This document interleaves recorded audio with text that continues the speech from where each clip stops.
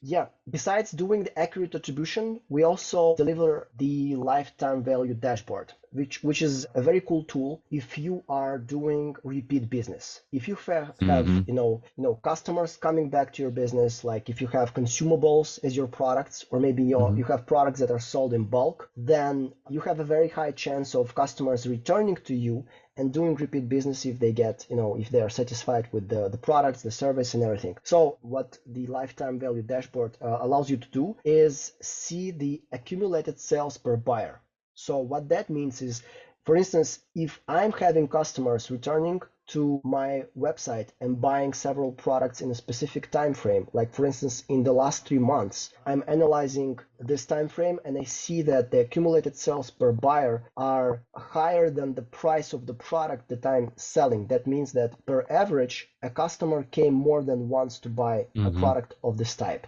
So I can analyze that on an account level, and I can analyze that on a product level. And what's the point of doing it?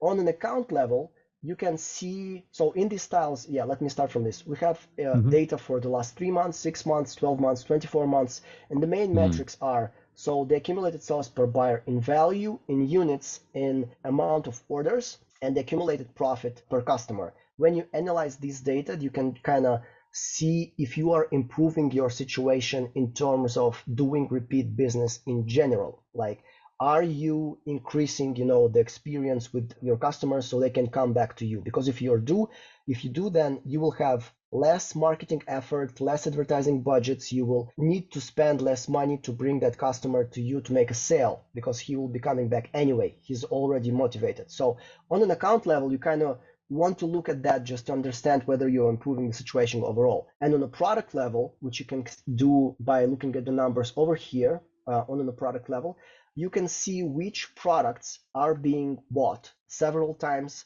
by the same customer, so you can understand how to plan the customer acquisition costs. So a lot of the times, if you want to make profit and you're working like in a very price competitive area, then it might be important to bring the customer like at zero profit to make the first sale. So imagine, selling the product basically at zero profit just to bring that customer to your website if you are pretty much sure that he will make a second purchase. And on the second purchase, given the fact that you will have no customer acquisition costs this time because he already knows about your website, you don't need to advertise yourself to him, right? Mm-hmm. So then you will have zero customer acquisition costs. And that is the sale where you will make the profit.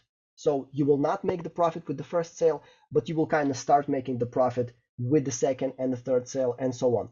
So you can do that by analyzing your accumulated sales per buyer. And if you see that you have products that like are bought more than once, it maybe makes sense to invest more in advertising those products so you can like bring more sales, and then customers that you made those sales with will come again to buy these products, and you will start making profit with the second sale, if that makes sense. So it's kind of easier to plan your customer acquisition costs if you know the numbers for your accumulated sales per buyer. That's where I'm heading with this.